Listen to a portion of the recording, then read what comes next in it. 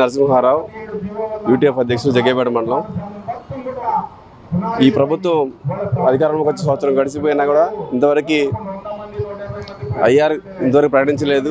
అదేవిధంగా PRC committee కూడా ఇంతవరకు నియమించలేదు. మరి అదేవిధంగా డిఏ బకాయిలు, పిఆర్సీ బకాయిలు ఇంతవరకు కూడా ఇవ్వలేదు. ఇది చాలామంది ఉపాధ్యాయులు వారి పిల్లల చదువు కోసం, అదేవిధంగా వారి పిల్లల పెళ్లి కోసం, వైద్య ఖర్చుల కోసం డబ్బులు సమయానికి అందక ఎంతో ఇబ్బంది పడుతున్నారు. కాబట్టి ప్రభుత్వం వెంటనే ఉపాధ్యాయులు రావాల్సిన ఆర్థికపరమైన విషయాలు ఏదైతే ఉన్నాయో అవన్నీ అన్నీ పరిశీలించాలని కోరుతున్నాము.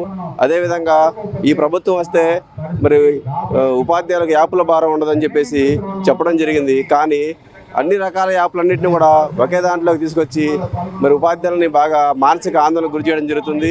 మరి ఫేషియల్ అటెండెన్స్ కానీ, విద్యార్థుల అటెండెన్స్ కానీ, అదేవిధంగా మెగా పీటీఎం ఫోటోలు కానీ, యోగా ఫోటోలు కానీ ఇవన్నీ అప్లోడ్ చేయమని చెప్తున్నారు. దీనివల్ల బోధనా సమయం కుంటుపడుతుంది. దీనివల్ల విద్యార్థులకు నాణ్యమైన విద్య అందడం చాలా కష్టంగా మారింది.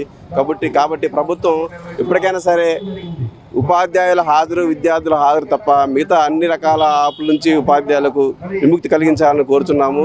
అదేవిధంగా తక్షణం పిఆర్సీ కమిషన్ నియమించాలని, తక్షణమే ఐఆర్ విడుదల చేయాలని, డిఏ బకాయిలని చెల్లించాలని కోరుకుంటున్నాం.